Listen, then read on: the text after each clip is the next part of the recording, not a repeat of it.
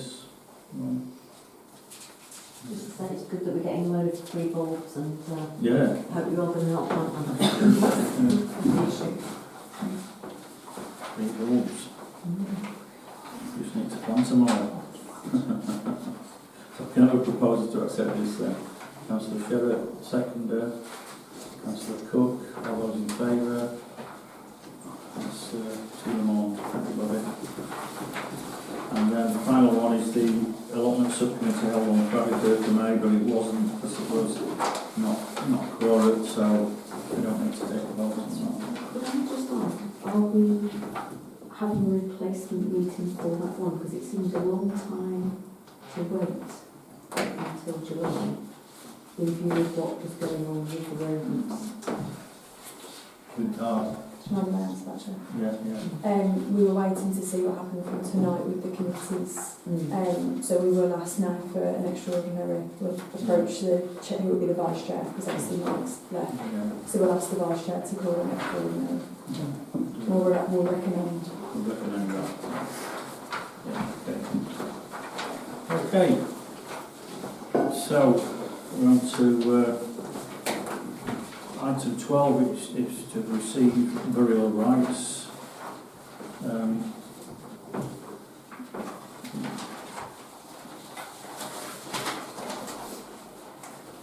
Just one, it's K15 Lewis Green.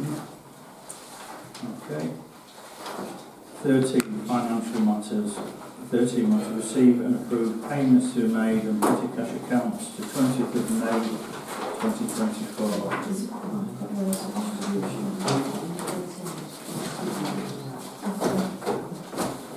What's off the press? Yeah. We do them the day off so that we can get everybody paid right bang up to the meeting day. Just a minute to look through them. I'm just going to get them fully booked for WhatsApp.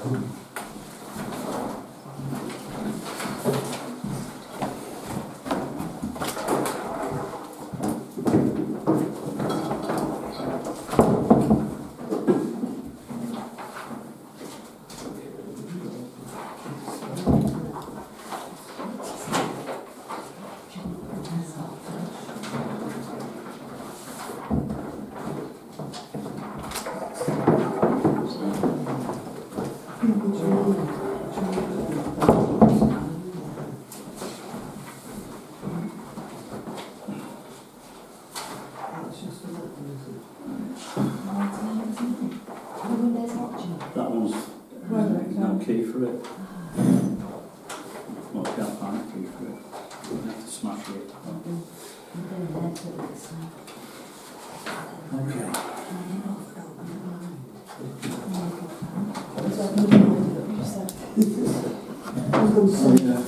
Deputy Manager to mention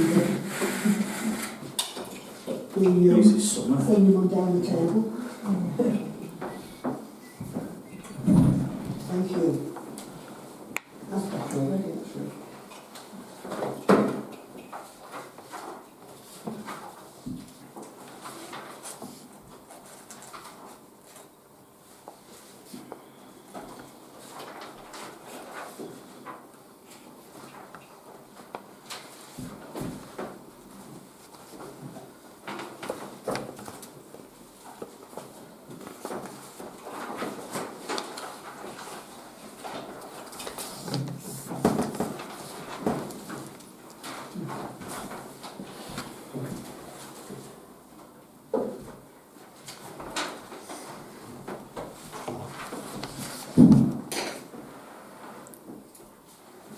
Anybody got any comments on this? Any? Thank you very much for providing us with this up to date thing. So,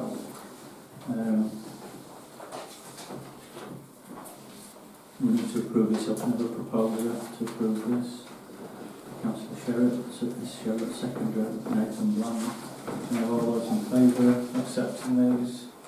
That's everybody. Thank you very much. So, excuse me. To consider and decide upon the following planning applications. So there are 2 planning applications. Do you want to talk on those? Yeah, The Mill Lane one, I don't think there's any issue at all. No, it's just a relatively standard sort of extension.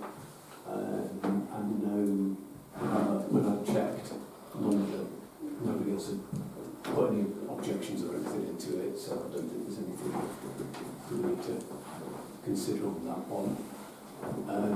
Actually, before we move on to the next one though, I'll just mention there were two others that have gone in since this was done. That I know we can't make decisions, but just to say there's one on Parkcroft, Pontefract Road, which is an amendment to one that's just been approved, and it's not, I couldn't actually see a difference for it, but they're obviously changing something. So, oh sorry, no, that was the 103 Pontefract Road. So I don't think we need to worry about that. And the one Parkcroft Pontefract Road, which again is just a fairly standard extension sort of thing for it. So they will last at Heritage General that was on the list for it. So I just thought I'd mention those. They don't look, there's one that said it's comes up under Ackworth, but it's in East Hardwick, so we don't need to worry. Can I, Mr. do you mind if I just have a bit of context for everybody? So we receive the planning applications weekly, so we store them for the council meeting, and where the extension date is post-meeting, they add it to the agenda, where it's we ask for an extension, so that's why those aren't on this. Yeah, I know. It'll be due on June 1. Yeah, but I don't think there's any particular issue at all. Thank you. So just to say on that.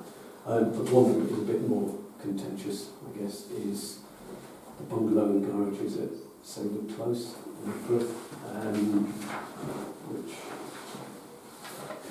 is it's the site. I mean, we did discuss it briefly at the Environment, Road Safety and Planning meeting. It's the site where the between Hollybank and College Terrace, where there's currently a habited but unbelievably dilapidated bungalow and other dilapidated buildings. There was a previous application a year or two ago that was for 8 or 9 houses that got rejected. So this one is for one big bungalow and a fairly small 2-storey house on the site that's going through. And I think probably one of the major concerns that I would have, and I think there's been an even number of people supporting it and objecting to it in terms of comments that have been submitted to Wakefield. But there are some trees that are, to build it, they're going to have to cut down some trees. They're planning a load of new planting, but they're also proposing to rebuild the wall because the site is lower than Hardacre Lane, and so they're planning to rebuild the wall. And the implication is it's going to be a much higher wall, but it's not as clear as it should be. I think it's quite complex when you get plans like that of all the trees, whereby the ones in red circles are trees that are going to be removed. On the same token, you can see there's still going to be quite a lot of trees when they're finished. But ones that are ones that are being removed are the one. This is Hardacre Lane here, and they are looking to remove some that border Hardacre Lane. So that's potentially a bit of an issue for it. So some that would be necessary to do the building, but some that you wouldn't necessarily. I don't know, because I'm not building a tree person, but I looked at one or two and thought, I wonder why they do need to remove those particular trees, because they wouldn't actually be in the way of what they're proposing building. So, yeah. Oh, sorry. Sarah, do you Yeah, want to say? sorry, Yeah. can I ask Andy a question? Yeah, sure. Yeah.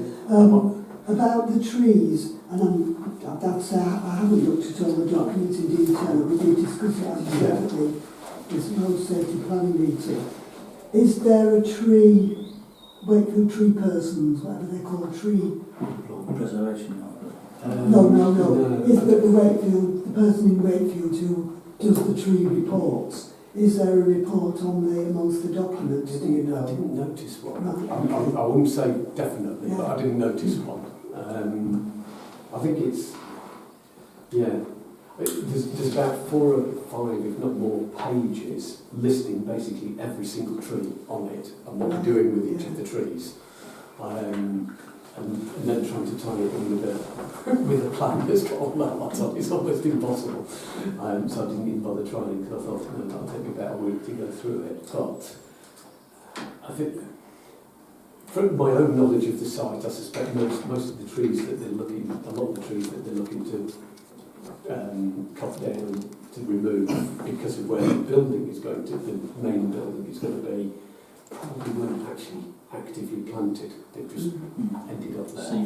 Yeah, I suspect, and on that basis, the tree, I think two bits of important tree cover. The one that goes along Holly, what is there along the edge of Holly Bank is remaining, and similarly, there's quite a lot going to remain or be replanted along the line for College Terrace.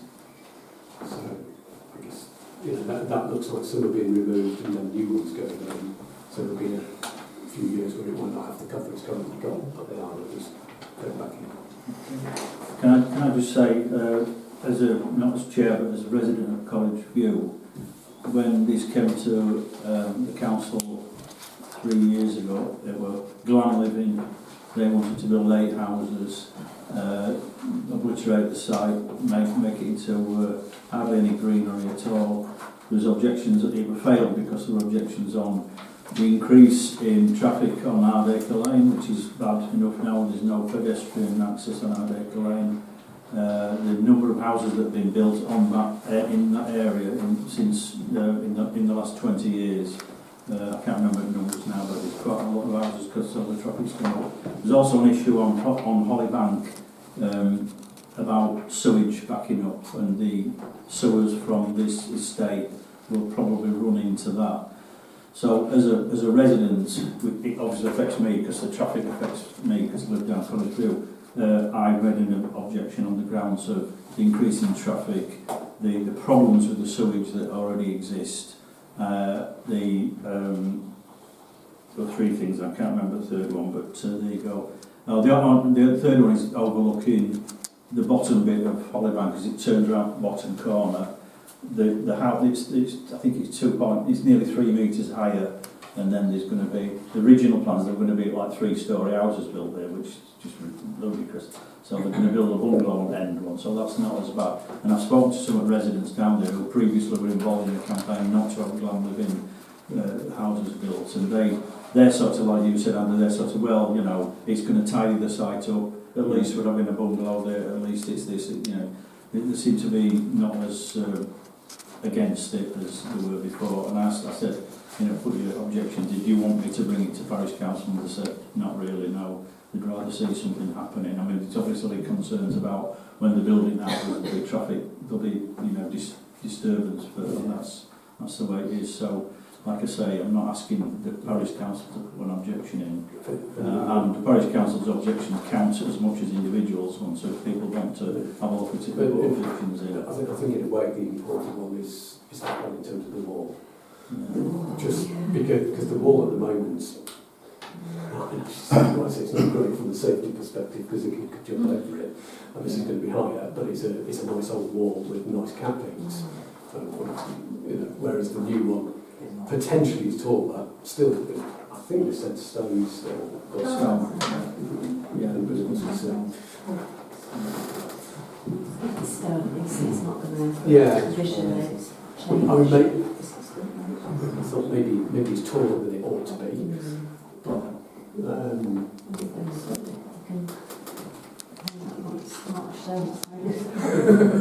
yeah. I mean, it'd be nice if they use the existing stone actually if they have to I don't know that that's anything that we can suggest. Some of that wall is, I mean, it looks like it is Ackworth stone and it's quite an old wall, but some of it's not all that old because I built it. Right. 30 years ago, I meant to live it. It's. I remember Mr. Behind building the bungalow. Yeah. Okay. So, any more on the planning applications? No. Okay, thanks very much, Jared. So, item 15, to approve a request from citizens advised to use a room free of charge to hold a community drop-in event, trial event, in June for Ackworth residents. Do you want to speak on that? It's pretty much as it says on the agenda item. It's something that Citizens Advice have got funding for internally up until the end of July, and they're doing it in neighbouring villages as well, to see if the uptake as to if there's residents that do need that additional support. All sessions are confidential, they're dropping behind closed doors, and they've simply approached me for a space in the community centre. So this is obviously to grant the room hire for a fee for free of charge. There is a longer term plan, so what they have said is that after the session, if it's approved, they will present us with some stats as to, obviously they can't give us the time because it's confidential, but they can say how many residents attended, age range, things like that, and a very high level overview of queries asked as such. And then if it is something that we feel that the, as in council with, that the community would benefit from moving forward, we could explore funding them to do those sessions on a regular basis, but it would be at cost to us. So it's just a trial session that this agenda item is for. Okay. Any comments on that? It's really good. Really Yeah, pleased to it's see a it. good idea. Okay, so can I take a proposal to agree to this request? Alexander Sherritt, second by Stephen. All those in favour? Thank you very much. I must say that we at Queen's Mill, we do a session, they have a session once a week, Wednesday afternoon, and it's absolutely rammed with people, it's really popular. I know that's Castleford might not be saying in Ackworth, but I'm sure there'll be, we'll wait and see. Okay, item 16, to approve a request for the use of Parish Council van and caretaker to assist with collecting litter picking rubbish bags and placing in a central location as part of a village clean-up event currently being organised by community members. Okay. Propose. Propose that. Not against that, but what happens when you get to that central location? What's next? Like your council pick them up. So Right. all we're doing is stopping them being a hazard around the village for disruption, basically. From foxes. So we've got a proposal for a second. All those in favour? Motions, item 17, motions requested by councillors to receive a proposal from Councillor S. Sherritt that Ackworth Council fund training for the project and events manager in bid writing, so that we have a staff member capable of obtaining grants and funding for community capital projects and events. Do you want to? Yeah, thank you. Ackworth has had an enormous amount of building development take place over the last 15 years. And unfortunately, it would seem that much, if not all, of the 106 funds received by WMDC to develop community and social infrastructure needs, which have arisen as a result of those new developments taking place in Ackworth, have been spent elsewhere in other communities by WMDC. So the village is now very large, and whilst our precept is also larger, about 80% plus of this will be invested in council salaries, and we currently have little other income to improve and maintain village facilities. Our staff, well, consequently with that large population in our village,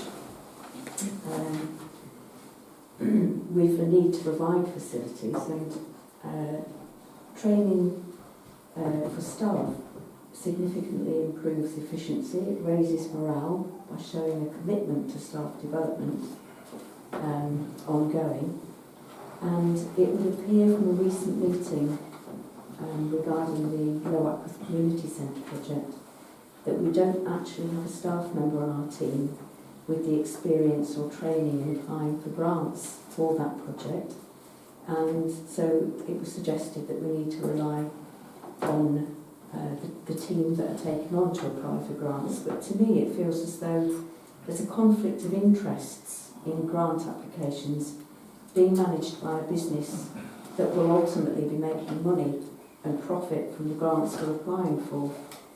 Public capital projects always seem to cost eye-watering amounts of money, and it would appear to make sense to keep an eye on the grants being spent on capital expenses of a project, and that the professional costs of carrying that project are kept as tight and minimal as possible.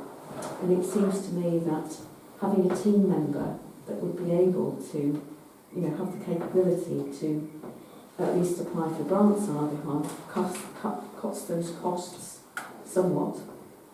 An organisation called the Chartered Institute of Fundraising has been highly recommended to me by other fundraisers I know, and they run several day courses and a couple of trainings I'd love to suggest for our project manager. There's one in writing fundraising copy that costs £330. The next due one is the 6th of June. And a second one, which looks really helpful for a local community like ours, is managing community fundraising. And it might help as well to plug the gap left by infrastructure money being spent elsewhere that might have been spent here, and obviously the high investment in salaries for our village. So I'd like to propose that our our project manager does those two trainings at a cost of, I think, £587, and has some more skills available in our team, our council team, in order to